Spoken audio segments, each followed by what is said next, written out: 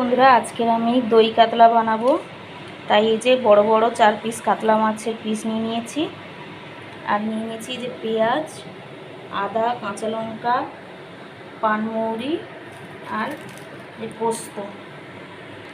তো মাছে আমি প্রথমে একটু লবণ দিয়ে দেব, লবণ দিয়ে ম্যারিনেট করে নেব। এবার আমি প্যানে তেল গরম করতে দিয়েছি।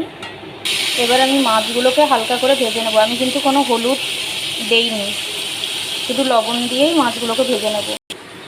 আমি মশলাটা তৈরি করে নিয়েছি। পোস্ত, পানমৌরি আর পেঁয়াজ, কাঁচা লঙ্কা আর আদা দিয়ে একটা পেস্ট করে নিয়েছি। মাছটা আমার হালকা করে ভাজা হয়ে গেছে, এবার আমি তুলে নেব। এবার আমি ওই তেলে গোটা গরম মশলা আর শুকনো লঙ্কা দিয়ে দেবো। এবার দিয়ে দেবো পেস্ট করে রাখা মশলাটা।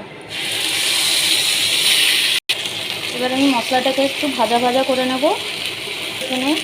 এখানে আমি সামান্য একটু লবণ দিয়ে দেবো আর দিয়ে দেবো লঙ্কার গুঁড়ো। এখানে আমি টক দই নিয়ে নিয়েছি পরিমাণ মতো, তার সঙ্গে একটু চিনি মিশিয়ে ফেটিয়ে নেব। মশলাটা আমার ভাজা হয়ে গেছে, এবার ফেটানো টক দইটা দিয়ে দেবো। দেখো মশলা থেকে কত সুন্দর তেল ছেড়ে গেছে। এবার আমি জল দিয়ে দেবো। ঝোলটা ফুটে গেছে, এবার আমি মাছগুলো দিয়ে দেবো। দেখো বন্ধুরা, দই কাতলাটা হয়ে এসছে। এবার আমি নামানোর আগে একটু গরম মশলা দিয়ে দেবো।